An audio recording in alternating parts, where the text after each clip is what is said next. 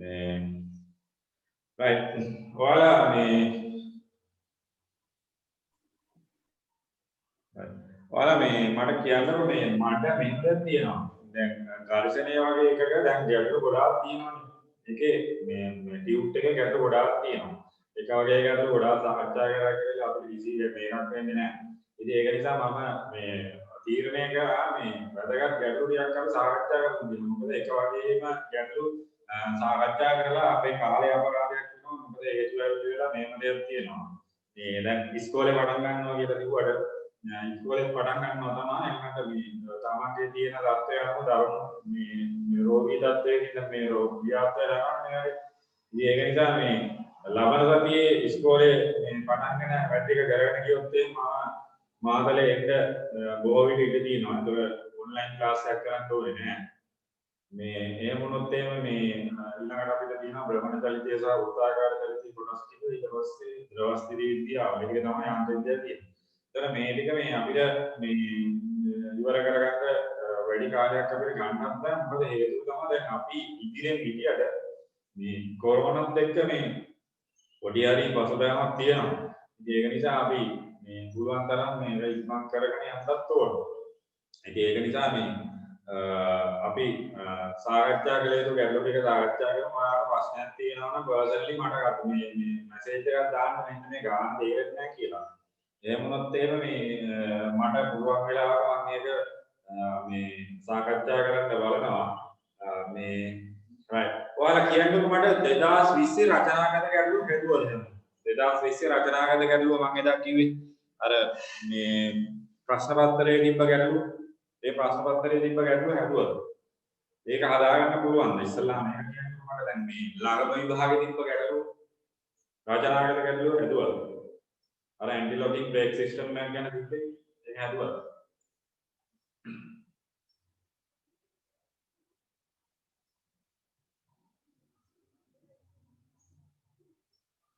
දෙදාස් 20 රචනාගත ගැටලුව හැදුවද කියලා මම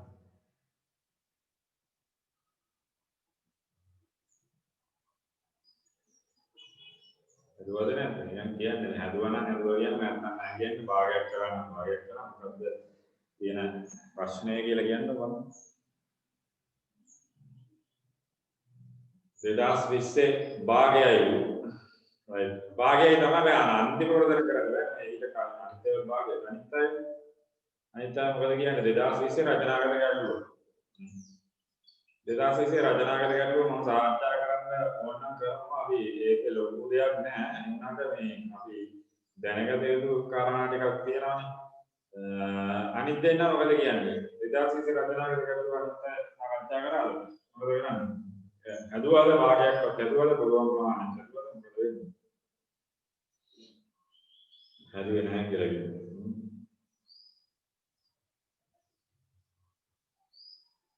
මම දාලා තිබ්බා ඔයාලට මේ PDF එකක් දාලා තිබ්බා මට මතක විදියට.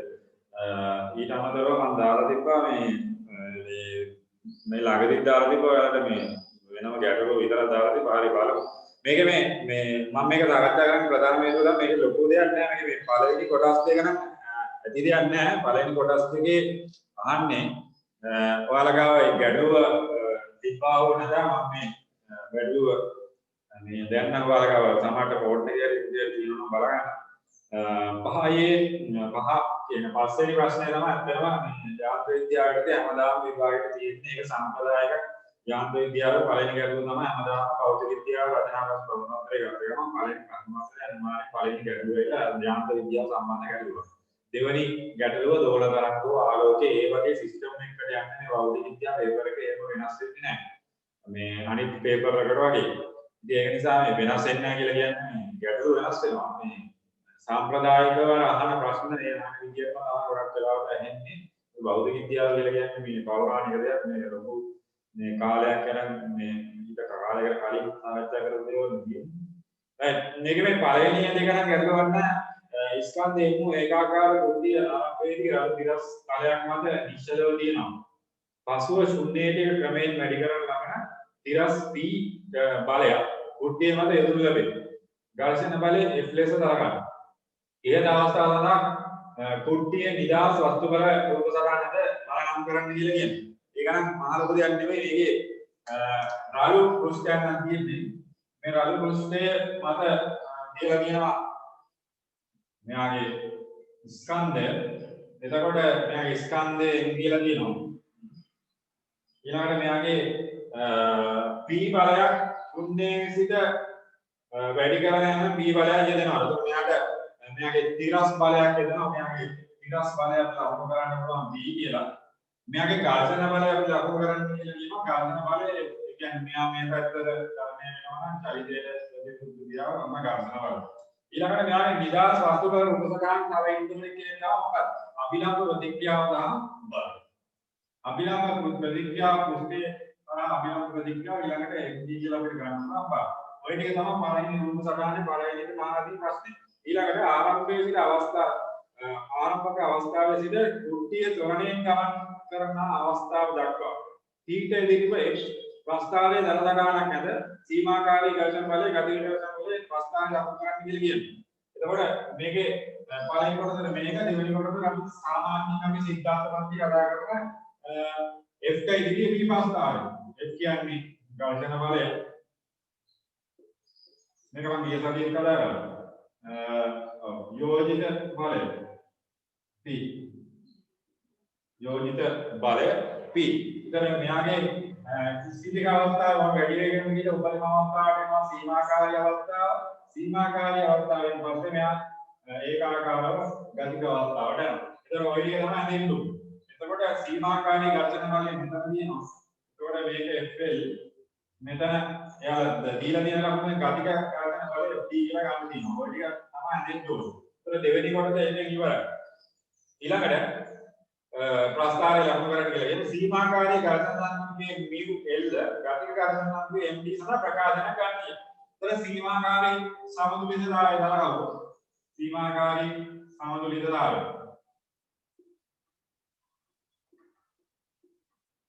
සීමාකාරී සමතුලිතතාවය දරගමු. අපිට සමීකරණය ලියන්න පුළුවන් FC සමානයි mu R. හරිද? එතකොට mu දැන් මෙයාගේ ස්ථිතික ඝර්ෂණ සම්බන්ධයේ mu L කියන විදිහට කියනවා. මෙතන mu L R මේක FC නෙමෙයි අතන මෙතන FL right. එතකොට mu උක්ත කරලා ගන්න තියෙනවා. FL බෙදීම R. ඔය වගේම ගතික ඝර්ෂණ බලයට අපිට FT බෙදීම R කියලා ගන්න පුළුවන් කවුද? mu D ආයෙ මම ලියන්නේ නැහැ. right. ඒ ටික තමයි තියෙන්නේ. හරි. මේ කොටස් ටික ගැටලුවක් නැහැ නේ. මේවා හරිනේ මේවා මේ විනාඩියක් දෙන්නම් මම ඔයාලා හදලා නැත්නම් ආදා ගන්න එකක් ගන්න. විනාඩියක් දෙන්නම්. මොකද ඒක මේ ගණන් හදන්න දෙයක් නැහැ ලොකු දෙයක් නැහැ. right. ඊළඟට අහනවා මෙයාගේ ගානට එන්නේ ඉතින් පස්සේ. එතනින් පස්සේ තමයි ගානට එන්නේ. මෙයාගේ ගානේ ඊළඟට අහනවා මේ පෙර රෝධ එළවුම් front wheel drive මෝටර රථවල එන්ජිම ඇක්සලේ මගින් පෙර රෝධ දෙකට සම්බන්ධ කර ධාවනය කරයි. විද්‍යුත් තිරස් රළු තාර පාරක ධාවනය වන රූපයේ පෙන්වා ඇති පරිදි පෙර රෝධ එළවුම් මෝටර රථයක් සලකන්න කියලා කියනවා. ටයර් සහ තාර පාර අතර ඝර්ෂණ සංයුතියන් පිළිවෙලින් නිව්වෙල් සමානයි 0.8යි PV සමානයි 0.5ක් වේ කියලා කියනවා. වෙනත් ආකාරයකින් සඳහන් කර නොමැතිනම් පමණක් පාද ගැටළු දාගෙනදී ධාවනය වන මෝටර රථය මත ඇති වූ සීමාකාරීව ගතික ඝර්ෂණ බල පමණක් සලකන්න කියලා කියනවා. ඒ කියන්නේ දැන් මෙයා මේ පෙර front wheel drive කියලා කියන මම ඉදා කිව්වා වගේ දැන් බයිසිකලයක් පැදගෙන යද්දි පස්සයි කෙනා තමයි එලවන්නේ ඉස්සරහ කෙනා නිකම් එලවෙනවා. ඒතර මෙයාගේ ඒ වගේම තමයි තියෙන්නේ front wheel drive එකක් නම් front wheel එක තමයි නැත්නම් ඉස්සරහ කෙනා පෙර මේ රෝද එලවුම් නම් ඉස්සරහ කෙනා. ඒතර ඉස්සරහ කෙනා තමයි එලවන්නේ.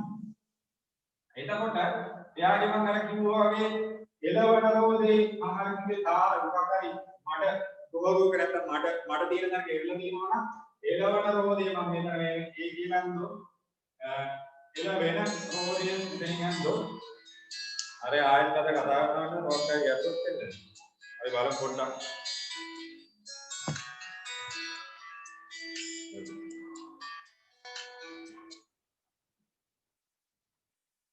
hello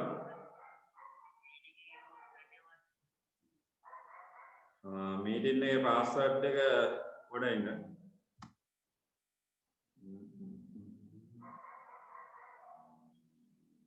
8යි simple D 8යි simple D capital T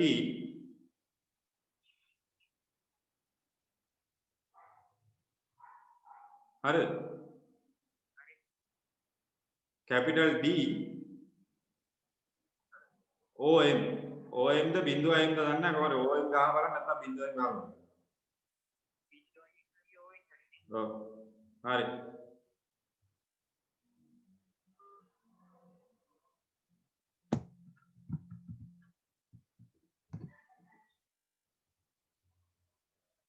right මෙතන මේ ගැල්ලුව තියෙන්නේ මේ හරි එයාගේ ගැල්ලුවක් නැහැ නේද දැන් ලොග්ුණත් ලොග්ගේ ගැල්ලුවක් නැහැ මේ මම කොහොම රෙකෝඩින් එක දාලා තියෙන්නේ ඒක මේ ඔයාට ආයෙ මේ වෙනස් වුණ නැහැ නේ කැමරාව මොකද හේතුව ෆෝන් එකේ කැමරාව වෙක් කරලා තින්නේ නැහැ ෆෝන් එක කොහොමද දැන් ගැල්ලුව හරි ඒ වුණාට කමක් නැහැ මේක පැහැදිලිව පේන්න ඕනවා right එතකොට මේකේ පැහැදිලිව පේනවා නම් ඉතින් එතනින් එහාට මට මොකක් හරි ප්‍රශ්නයක් නැහැ එතනින් right මම කොහොමද කැමරාවක් ගෙන්නන්න කියලා ඉන්නේ ඒක තාම මේ දවස්වල මොනවද ගෙන්න ගන්න කියලා නැතුව ඉන්නේ right මේක මේ පෙර front wheel drive එකනේ front wheel drive එක මෙතන මේක තමයි පෙර උතර මෙයා තමයි එලවන්නේ උතර එලවනවා කියලා කියන්නේ මෙයාගේ මෙයා කරකවලන් දෙන්නේ මෙතන දැන් කරකවල දෙනවා නම් මෙයාගේ මේ පැත්තට තමයි ජලිතය තියෙන්නේ එතකොට මෙයාගේ ඉස්සරහට තමයි කරකවල වල අවුල කරන්නේ එතකොට මෙයාගේ අවුලක් නෑ මෙයා සාමාන්‍ය විදිහට එල වෙනකොට නේනම් මෙයාගේ කරකවල පස්සට වුණේ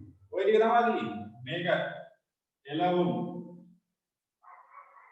බලය මෙතන එළවුම් බලයත් එක්ක නෑනේ මෙතන එළවෙන මේක ලියන්න ඕනේ මම ගාවාගේ right ඔය ටික තමයි තියෙන්නේ right ඒක තේරුණානේ නේ ඒවා පැහැදිලි right ඊළඟට කියනවා චලනය වන විට කවුද වැඩි කියලා චලනය වන විට කවුද මේකේ වැඩි කියලා ඒතර චලනය වන විට වැඩි එක්කෙනා මේ මෙයානේ FA එළවගෙන යන එයාට කල්පන බලයාගේ මේ වැඩි කොහොමද එයාට මේ කියන්නේ යා අපි කාර්ය කරන ගමන්නේ තියෙන්නේ. එතකොට මෙයාගේ වැඩි එක්කෙනා කොහොමද එන්නේ FA. FA නා වැඩි FB අඩු. මෙයා එළවෙන රෝධය මෙයා එළවුම් රෝධය මෙයා එළවෙන රෝධය. මෙයාගේ FA වැඩි FB කියලා තමයි දැන් ලියන්න වෙන්නේ නැතනේ. ඊළඟ තමයි මේකේ ගාන තියෙන්නේ මේ ටිකේ ගැටුවක් නැහැ මේක තේරුණාද මේක මේ ටිකේ ගැටුවක් නැහැ right අනිත් ගැටුවක් නැහැ මේකේ මේ තේරුණාද මේ එළවෙන රෝධය සහ එළවුම් රෝධය අතර ඝර්ෂණ බල වෙනස් වීම ගැන තේරුණා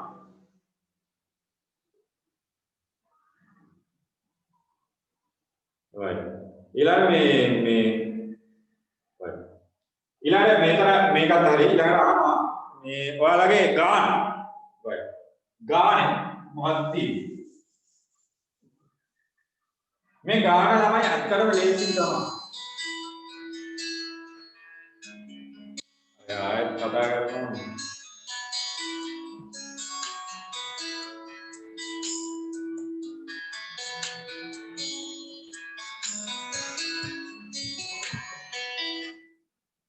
hello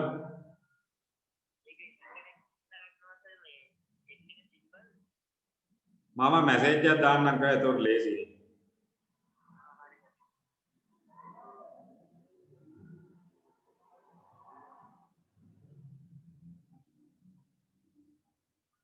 මේ ඔයාලට පුළුවන් නම් කාට හරි මේ මට මේ මෙතන මේ ගැටුවක් තියෙන නිසා මේ පුළුවන් නම් මේ තාරුකට මැසේජ් එකක් දාන්නකො මේක මීටින් ID එක මීටින් ID එක නැද්ද මීටින් ID එකේ මැසේජ් එකක් දාගන්න බැරිද කාටද මීටින් ID එක තමයි මේ මම මෙතන ගන්නම් ඔයාලා ඔක මැසේජ් එකක් දාන්න මට මේ ෆෝන් එක ඇක්සස් කරන්න හරි අමාරුයි මම මැසේජ් මෙතන මීටින් ID එක ගන්නම් ඔයාලා එතකොට මේ බලන්න මේ මීටින් ID එක පොඩ්ඩක් මැසේජ් එකක් දාන්නකො 8යි සිම්පල් D ඒ කතාව නැත්නම් මේක වෙලා කරනවා 8යි simple D capital T D O M right ඕක මේ WhatsApp වලින් මොකක් හරි දාන්නකො මෙතන මම දාන්නම් මේ හැමෝටම කවුරු හරි දාන්න දෙන්න පුළුවන් නම් දාන්නකො මේක වෙයි අංජනාරි කවුරු හරි කමන්නේ 8යි D capital D DOM කියලා ඉතින් මෙයාට ඇහෙන්නේ නැතුව D ඒක උදේම මේ දැන් මේ මට කතා කරනවා නම් ඉස්සල්ලා විනාඩියකට කලින් කතා කරනවා නම් හරි ඕනේ නේ බිඳුව වෙන්න නේද බිඳුවයි m සිම්පල් නේ ඔව්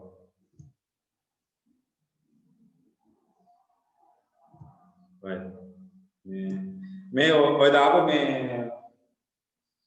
ෆොටෝ එකක් ගැව්වද හරියට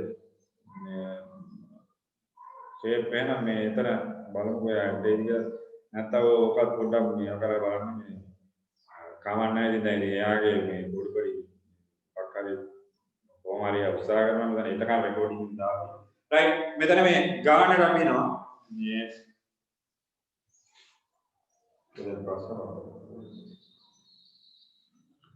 ප්‍රශ්න පත්‍රයේ තුල මේ තියෙන ගාන බලමු. පෙර රෝධ එළවුම් මෝටර අතර එන්ජිම ඇක්ෂන් වගේ පෙර රෝධ දෙකට සම්බන්ධ කර ධාවනය කරයි. වෛද්‍යුතික රස්මාර්ගයේ ඒ කතාවේ හරිය රූපය පෙන්වා දෙකදී පෙර රෝධ එළවුම් මෝටර රථය සලකන්නේ කියලා කියනවා. තාර සහ ටයර් බාර ටයර් සහ තාර බාර අතර ඝර්ෂණ සංකේතයෙන් පිළිවෙලින් එම්පීඑස් සමානයි. ඒ කියන්නේ එම්එල් කියලා ගත්තා අපි සීමාකාරී ඝර්ෂණ වල සංගුණකයේ 0.8යි ගතික ඝර්ෂණ සංගුණකයේ μd 0.5යි වෙනත් ආකාරයකින් සඳහන් කර නොමැති නම් පමණක් පහත ගැටළු විසඳීමේදී ධාවනයන් මෝටර රථය මත ඇතිවන සීමාකාරී ඝර්ෂණ වල පමණක් සලකන්නේ කියලා කියනවා. යාලා වෙනත් මොනවා කියලා දෙනවා විතරයි යාලා වෙනස් කරගන්න කියන්නේ. right පළවෙනි කොටස මෝටර රථයේ ඍජු තිරස් මාර්ගයක තොරණින් ගමන් කරන අවස්ථාවේ රූප සදාන ඒදී ඒක හරිනේ ඒක දැන් කරාන දෙවෙනි කොටස රියදුරු සමග පෙරරෝධ මෝටර රථයේ ස්කන්ධය 1200 කිලෝග්‍රෑම් right එහි බාර රෝධ ආකාර මත සමානව බෙදෙන බව සලකන්න. මේකී ක්‍රියාත්මක ඝර්ෂණ සංගණන නිවැරදිව හඳුනාගෙන ඍජු තිරස්කාරයේ මෝටර රථයේ උපරිම ආරම්භක එළවුම් බලය උපරිම ආරම්භක එළවුම් බලය ගණනය කරන්න කියලා කියනවා.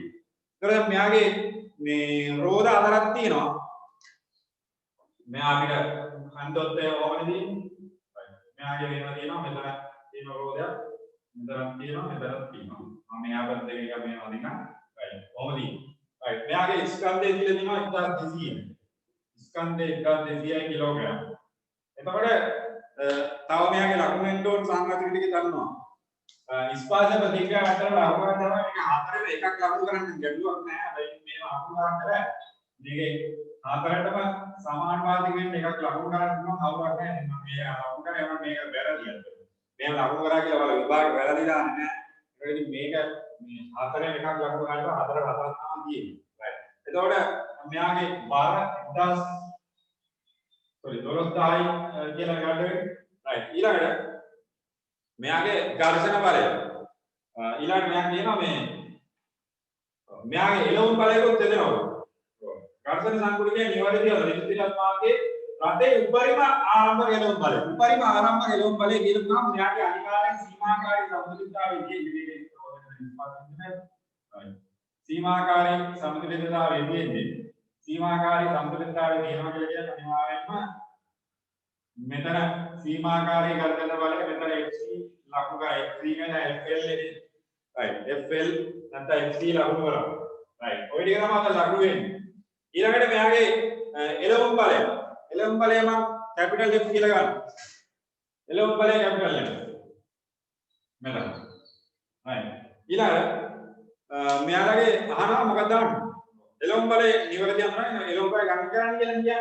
ඒතර මෙයාගේ මේ සීමාකාරී සම්පූර්ණ අවස්ථාවේදී හරිද මෙයා චලිත වෙන්න උපරිම බලයෙන් ගන්න ඕනේ සීමාකාරී සම්පූර්ණ අවස්ථාව වලට අපිට ගන්න පුළුවන්. සීමාකාරී සම්පූර්ණ අවස්ථාව වලට සම්පූර්ණතාවය අපිට සිරස් විභේදනය කරන්න පුළුවන් R ඍණ මෙතන 12000යි සමාන බිඳුව R සමානයි 12000. ඊළඟට මෙතන පොඩි දෙයක් තියෙනවා. මේ 12000 ගත්තට තමයි මේකේ මේ රෝධ හතරක් තියෙන්නේ. ඒතකොට රෝධ හතරක් සමානව බෙදෙනවා කියලා කියන්නේ එහෙනම් එක රෝධයක් ගැන සලකන්න ඕනේ. මේකේ රෝධ හතරම මත තමයි මේ අභිලම්බ ප්‍රතික්‍රියා 12000. එහෙනම් අපි එක රෝධයක ගන්න ඕනේ. ඒක රෝධයක තමයි මෙතන එළවුම් බලය අපි ගණනය කරන්න වෙන්නේ. හරි මෝටර රථයේ උපරිම ආරම්භක එළවුම් බලය ලකුණු කරන්න කියන්නේ. ඒක රෝධයක තමයි ගන්න වෙන්නේ. එතකොට අපි ඒක පස්සේ අදමු දැන් අපි සීමාකාරී ගණනුවක් ගන්න මේකත් අපි සිරස්සින් වේදනය කරා මෙන්න සිරස්සින් වේදනය කරා f ඉන්න fl සමාන 0යි f සමාන fl කියලා එනවා. හරි අපිට fl හොයන්න පුළුවන් fl නැත්නම් fc සමාන v1 දැම්මොත් fl කියන එක එනවා mu මෙයාගේ m mu l දීලා තියෙන 0.8යි මෙයාගේ අභිලම්බ ප්‍රතික්‍රියාව ආව 12000 අභිලම්බ ප්‍රතික්‍රියාව ආව 12000 මෙතන 12000 right එතකොට අභිලම්බ ප්‍රතික්‍රියාව ඕම තමයි එතකොට මෙයාගේ මේකෙන් උත්තරයක් එනවා 9600යි 9600යි නිව්ටන් කියලා එනවා මෙයාගේ සීමාකාරී ඝර්ෂණ බලය එනවා FL 9600යි රෝධ අතර සමානව බෙදෙනවා රෝධ අතර සමානව බෙදෙනවා නම් එක් රෝධයක්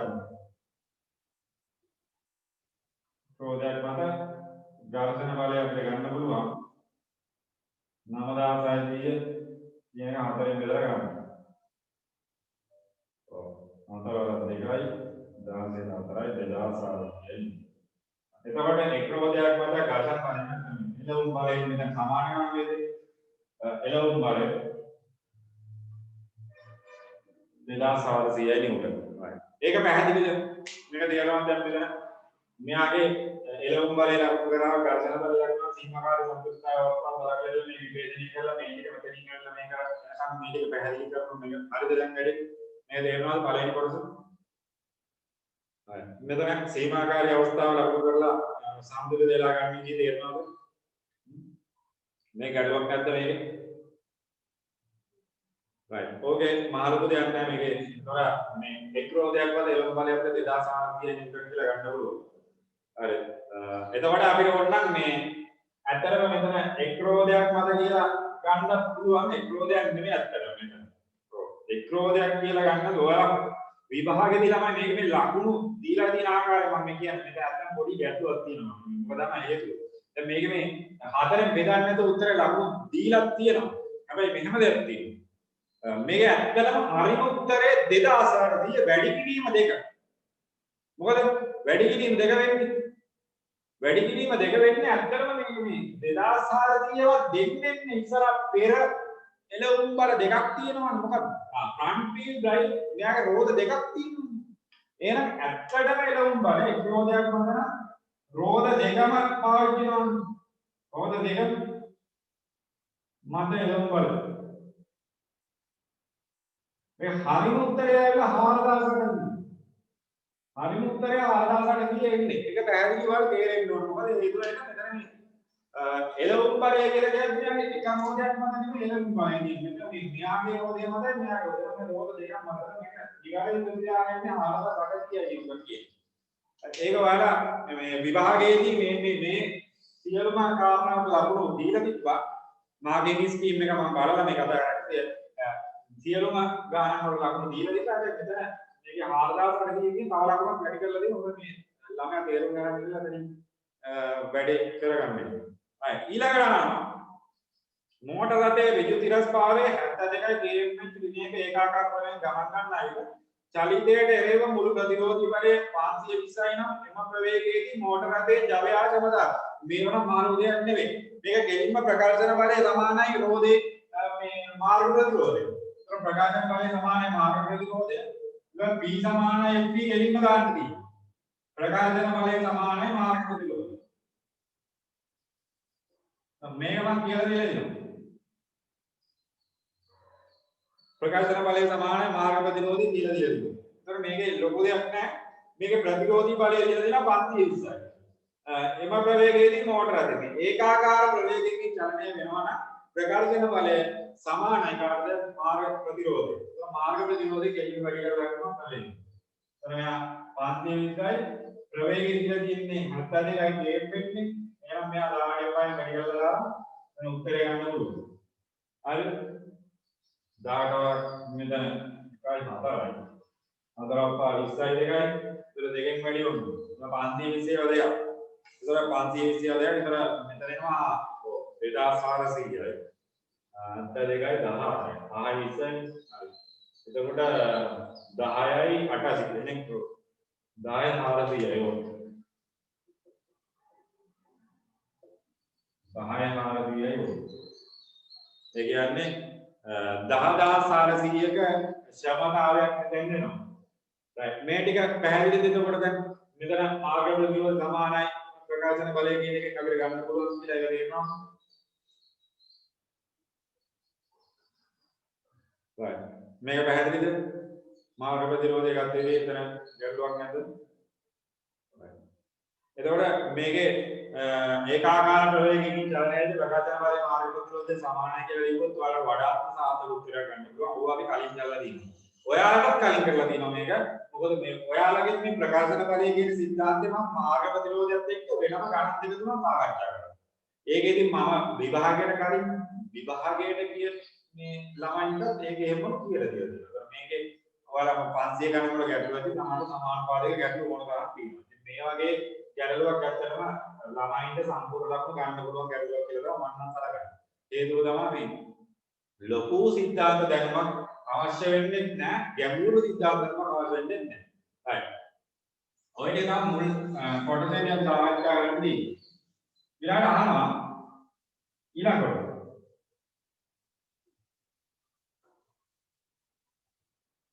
ඊළඟ කොටසේදී අහනවා මේ ඔව් අර sin 12 කාණතෝ යනවා කියලා කියනවා.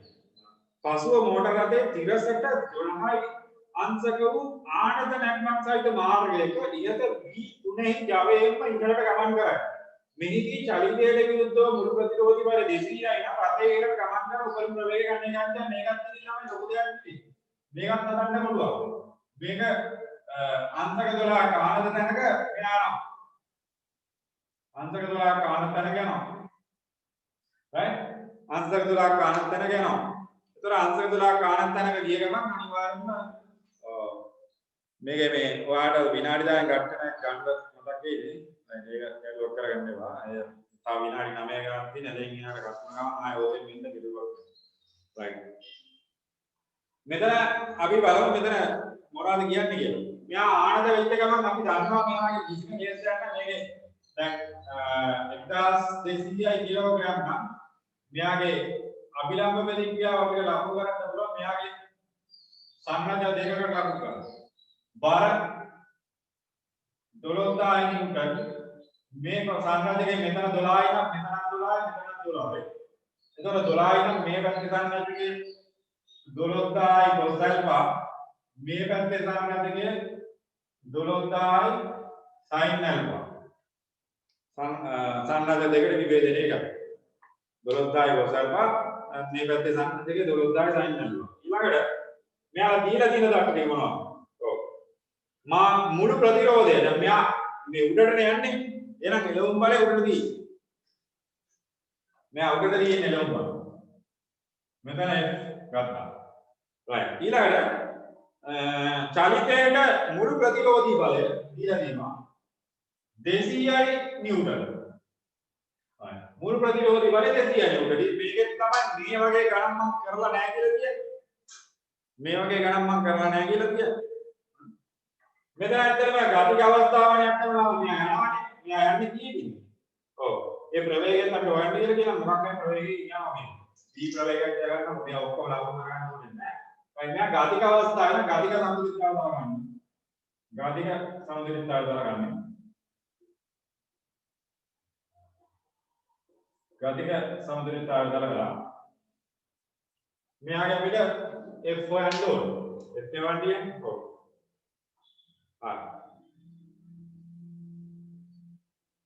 එම්මා ජාවයෙන්ම ඊළඟට ගමන් කරනවා චලිත පුරුදුව ප්‍රවේගය ගන්න එක කියලා කියනවා. මෙතන එක්වාගෙන ඉස්සලා. මෙයාගේ ආනත් තලයට ලම්බව මෙතන විභේදනය කරවුවොත් එහෙම ආනත් තලයට ආනතාකාර විභේදනයක් කරොත් එහෙම F මේ පැත්තට දිනනවා මේ පැත්තට දිනනවා 1200යි sin alpha 1200යි 12000යි sin alpha ඊළඟට දිනවා 200ක් ඒ පැත්තටම කොච්චරද F තියනවා 1200 sin alpha 200. දැන් මේකේ මට කියන්න මේ මොකද්ද? තව ඝර්ෂණ බලයකුත් මේකට අනුව කරන්න ඕනේ. ඕනේ මේ මාර්ග ප්‍රතිරෝධය. මාර්ග ප්‍රතිරෝධය කියන්නේ ඝර්ෂණ බලයක් තමයි. මාර්ග ප්‍රතිරෝධයේ විද්‍යා ඝර්ෂණ බලයක් මේක ලබන කරන්න කියන්නේ ලෝකෙන්නේ එහෙම කරන්නේ. මේක ඝර්ෂණ බලයක් දාගන්න එක නෙවෙයි. right ඊට පස්සේ මෙතනින් අපි කෙලින්ම ගන්නවා 1012 sin alpha මෙතන sin alpha කියලා කියන්නේ තමයි මෙතන sin 12 ඉන්නේ. sin 12 අගේ දීලා තියෙනවා කෙලින්ම. දශම දෙකයි. 12 දශම දෙකයි දාන 200. right ඕකලින් 12000 වැඩි කිරීම දශම දෙක 200. ඔය ටික 12000ත් දෙක 24යි 2200යි එතන එනවා 2600. 2600යි නිව්ටන්. right එතකොට 2600යි මේකේ උත්තරේ. එතකොට ඒකල අහනවා මේ එම මේ ක්ෂමතාවය නම් එම ක්ෂමතාවය නම් උපරිම ප්‍රවේගය ගන්න කරන්නේ. ඔව් B3 ජවයෙන්ම ඊළඟට ගමන් කරයි නම් එහෙනම් ආයත ගන්න ප්‍රකාශන බලය සමානයි මේකේ ක්ෂමතාවය සමානයි ප්‍රකාශන බලය වැඩි කිරීම ප්‍රවේගය කියන එක. तो මෙයාගේ එම ක්ෂමතාවය වුණා ඉස්සෙල්ලා ගත්ත ක්ෂමතාවය. ඉස්සෙල්ලා ගත්තේ 1000 ගණනේ ගත්තේ. 10යි මොකද එකක් ගත්තනේ. right.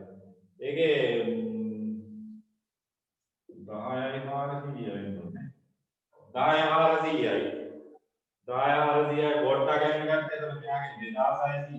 මෙයාගේ ප්‍රවේගයේ v වලට උඩ. මෙතන සුළු වෙනවා. v සමානයි 104 බෙදීම 26. b සමාන 104 බෙදීම 26. උත්තර උත්තරයක් ගන්න පුළුවන් 24 ඒවා 2යි 2යි. මෙතන 24 කෙලින්ම කැපෙනවා. 7යි 7යි මේක හැදුවද මෙච්චරක් මේක හැදුවේ නැත්නම් මෙතන නම් අඩුපය කරන්නේ මොකද කියන්නේ මේ 4යි ms විනය ගණන් හැදුවා. මොකද්ද ගැටලුව දැන් මට ඒක සාකච්ඡා කරන්න ඕනේ. බැරි වෙන්න හේතුවක් තියෙන්නේ. හදුවා. එතෙන් ගණන් හදුවා. මෙතෙන් ගණන් හරි. හරිද මෙතෙන් ගණන්. අනිත් අය හදුවේ නැහැ. හදුවද නැද්ද? හදුවේ නැහැ කියලා කිව්වේ නේ. මෙතෙන් ගණන් හදුවා. හතරයි. හොඳයි මේ මෙතෙන් නම් අඩුතරම් මේක මෙතෙන් නම් අපි හදාගත්තොත් එහෙනම් අත්‍තරම හොඳයි මේක. මම අර හැමලෙම කියන කාරණේ තමයි ගානක් සාකච්ඡා කරන්න කලින් පුළුවන් තරම් උත්සාහ කරන්න මේ ඔයාලා තනියම උත්සාහ කරන්න. හේතුව තමයි තනියම උත්සාහ කරාට පස්සේ තමයි අන්න මට අතන වැරදුනේ. මම මේ ඝර්ෂණ බලයෙන් මෙතන ලකුණු කරා. මම මේ ඝර්ෂණ බලයෙන් මෙතන ලකුණු කරේ නැහැ. මගේ අභියම් ප්‍රතික්‍රියාව වැරදි. මගේ කොස්ටල් ප්‍රසන්නම වැරදි. අන්න එතන ඒක මීටර වෙන්නේ ඉස්සල්ලා මම අපි වචනේ කිව්වේ මීටර වෙන්නේ. ඔයාලා හදලා තිබ්බොත් නෙමෙයි. ඉතින් හදලා දිනනවා නම් ළමයි අත්‍තරම මේක සරල ගැටලුවක් මේක මේ ලොකු දෙයක් නම් මේ වගේ ගැටලු මම දෙතුන් තැනක කතා කරලා තියෙනවා. ඔයාලට ප්‍රකාශන බලය කියන එක කතා කරලා තියෙනවා. ගල්ගල් බලයේදී කතා කරනවා. ඔයාලට ඉදිරියේදී එන විභාගවලදී මේවා අහන්න බෑ කියලා කියන්නේ. අහනවා අනිවාර්යයෙන්. මේවා අදැවුවා කියලා අහන්න දෙන්නේ නැහැ. හරි මේක ඔයාලා මේ අදම නැතයමට මේ පොඩි සටහන් දාගෙන ඉවරලා ඕකේ එකක් දාන්න ඕන. මේක ඉවරයි. අරයා මේ ලොකුනේ නැත්නම් මම රෙකෝඩින් එක මම දාලා මේ මොකක් හරි ගැටලුවක් ඇති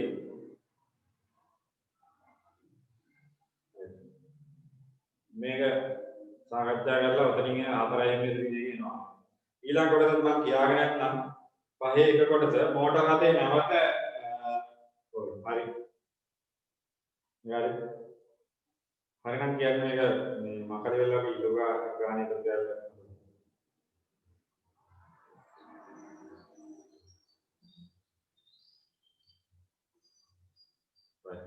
ඊළඟ මේ ඉතුරු මුඛ්‍යයන් තියෙන්නේ සරලවලින් තමයි මේ ආනන්දකාලේ කතා කරන්නේ.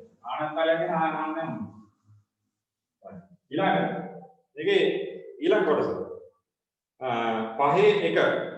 හරි මෝටර රථේ නැවත ඍජු මාර්ගයේ 72 ගේම් විනයක ඒක ඒකාකාර ප්‍රවේගයෙන් ගමන් කරන විට 35 මීටර දුරක් ඉදිරියේදී වාදකයක් රියදුරු හදිසියෙම දුවනවා. ඒ කියන්නේ මෙයා දැන් නැවත ඍජු මාර්ගයේ යන්නේ. ඒ කියන්නේ මේ තිගස් තලයට අයිති මාර්ගය. නැත්නම් මේ කෙලි මාර්ගය යනවා මේ. 72 න් යන්නේ ආනන්ද තලයේ කතාව ගිහින් ඉවර. කන්දනක ඉවරයි ඔක්කොම කරේ මෙතන ඉන්නේ. right. 72 ගේම් මේ රිනේගේ ඒකාකාර ප්‍රවේගයෙන් ගමන් කරන විට 35 මීටර දුරක් ඉදිරියේදී වාදකයක් රියදුරු හදිසියෙම දුවනවා. ඔහු ශනිකව තිරිංග පැඩලේ බෑගු විට රෝද හතරම අගුළු වැඩි රථේ පෙරලීමකින් තොරව ඉස්සායයි. මෙහිදී ක්‍රියාත්මක වන ඝර්ෂණ වංගුණකේ නිවැරදි අන්නාගෙන අදාළ වේගසා ගණනය කිරීමේදී මොටර රථයේ වාදකයේ ගැටයද නොවේදීද තිරිංග තද කිරීමට පෙර රියදුරුගේ ප්‍රතික්‍රියා කාලය නොසලකා ගන්න. අපි දන්නවා සිටීමේදී යනතුරු කියලා එකක් තියෙනවා බ්‍රේක් එකක් දාලා ඒක මේ දන්නා සිලබස් වල නෑ ළමයි. අපි ඉගෙන ගන්න කාලේ ඔය ගණනය කිරීම විනම් කරා ඇත්තටම ළමයි අපි බ්‍රේක් එකක් ගහද්දී මේ අපි දැන් වාහනයක් අරගෙන යනවා නම් වාහනේ බ්‍රේක් එක පැඩල් එක පාගන්න ඕන කියලා හිතනවා. සිටීමේදී දුරකුත් යනවා. මම මේ නිකන් කියන්නේ. right මේකේ විනාඩියක් තියෙන්නේ මේ ආයි ලොග් වෙන්න. මේ සිටීමේදී යන දුරක් තියෙනවා. එතකොට සිටීමේදී යන දුර කියන එක ප්‍රතික්‍රියා කාලය. කියන්නේ එයාගේ පැඩල් එක පාගන්න යන කාලයකුත් තියෙනවා. එතකොට ඒ කාලවල නොසලකා ඉන්න කියලා තමයි ගණනය කිරීමේ තියෙන්නේ. ඔය වගේ ගණනක් දෙන්නත් පුළුවන් සලකන්න කියලා ගන්නත් පුළුවන් ඉතින්. එතකොට ඒකේ දත්ත දෙන්න බෑ අපිට. කොච්චර කාලයක් යනවද ඉන්නවා කියලා මේකේ නොසලකා ඉන්න කියලා කියන්නේ. නොසලකා ඉන්න කියලා කියනවා. එතකොට මොකක්ද හොයන්නේ කියන්නේ? ක්‍රියාත්මක ඝර්ෂණ නියන්ත්‍රණ හඳුනාගෙන අදාළ හේතුව ගන්න කිරීම දෙමින් මොටර රථයේ බාධකයේ ගැටියද නොගැටේ. right. ඒක තමයි